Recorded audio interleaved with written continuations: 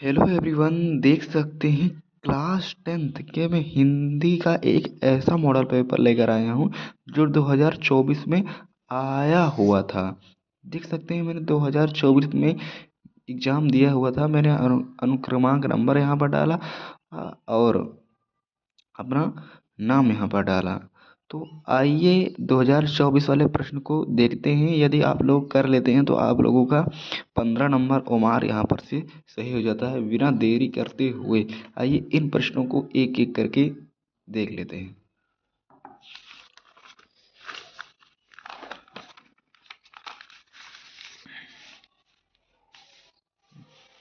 जैसा कि आप लोग देख सकते हैं, हमसे पहला प्रश्न कह रहा है कि हिंदी साहित्य के श्रेष्ठ निबंधकार, आलोचककार एवं साहित्यकार के रूप में जाने जाते हैं। तो option a Balkrishna Bhatt, option b Padmanabh Pannalal, option c Ramchandra Shukla, option d इनमें से कोई नहीं।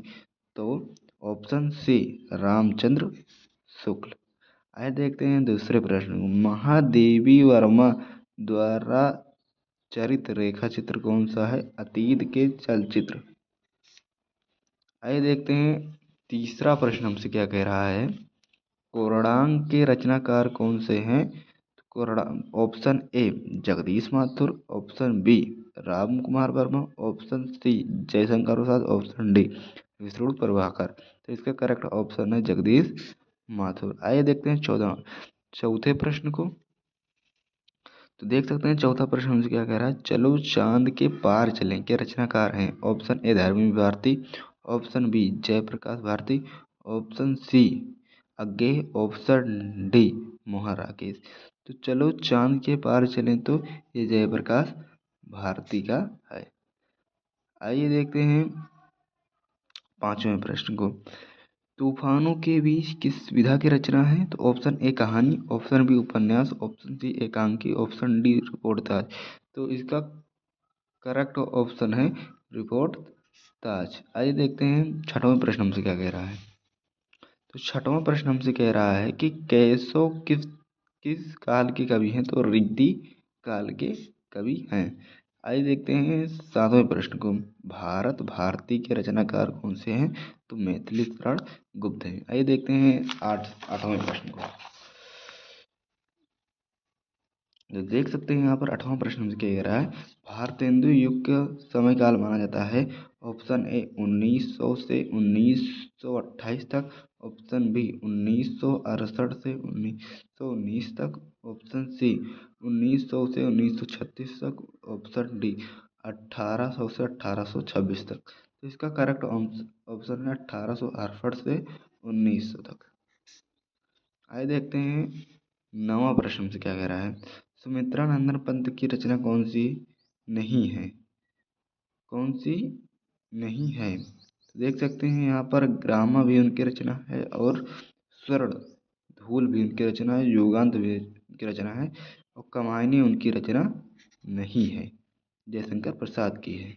तो करेक्ट कर देंगे कमायनी पर। आइए देखते हैं 10वां प्रश्न। रीति मुक्त काव्यधारा के कवि कौन से हैं। तो option a Bihari Lal, option b Padmakar, option c Keshavdas, option d Ghananand. तो इसका करेक्ट ऑप्शन है घनानंद। आइए देखते हैं 11वें प्रश्न को। अब देख सकते हैं व्याकरण के प्रश्न चालू हो गए। तो आइए देखते हैं।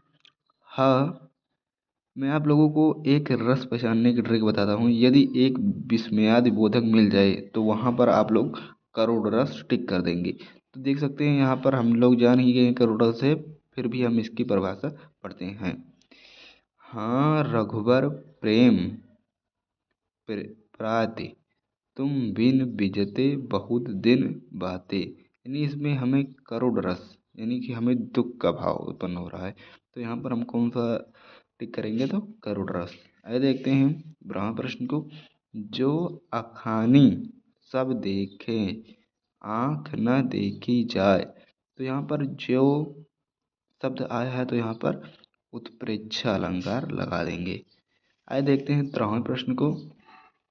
सोरठा छंद के पहले और तीसरे पूछ रहा है। तो 11 11 मात्राएं होती हैं। आइए देखते हैं 14वें प्रश्न।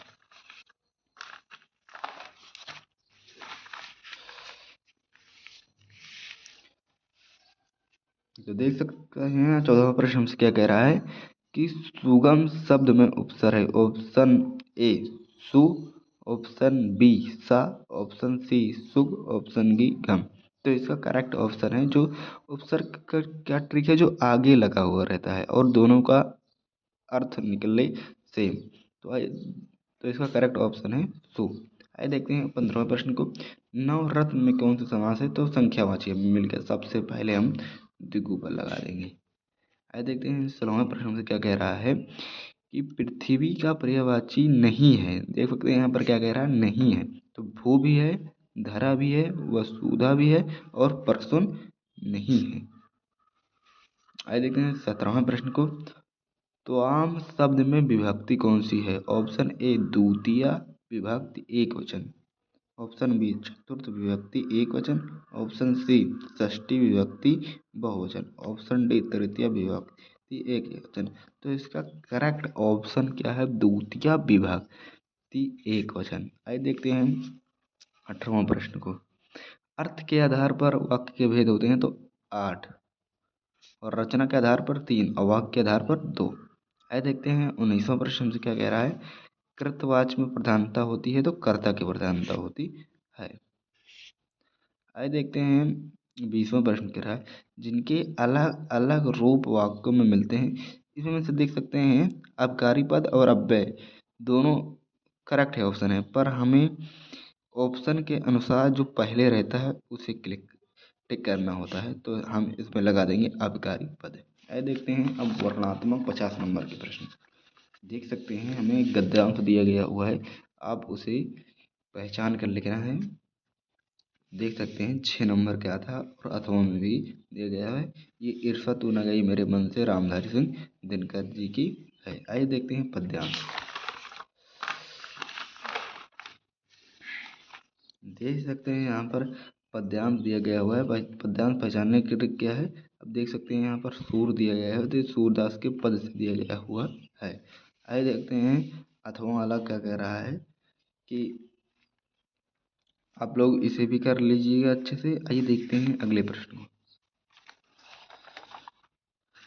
देख सकते हैं आप संस्कृत क्वेश्चन चालू हो गए हुए हैं।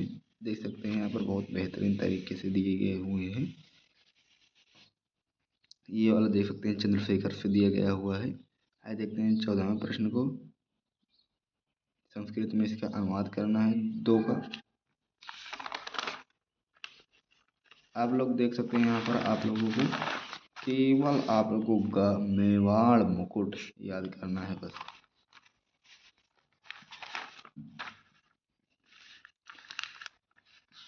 देखते हैं 6वां प्रश्न क्या कह रहा है कि अब देख सकते हैं गद्य के लेखकों का रामधारी सिंह दिनकर, डॉक्टर राजेंद्र प्रसाद, भागवत शरण उपाध्याय। इनको दोनों को जरूर तैयार कर लीजिएगा।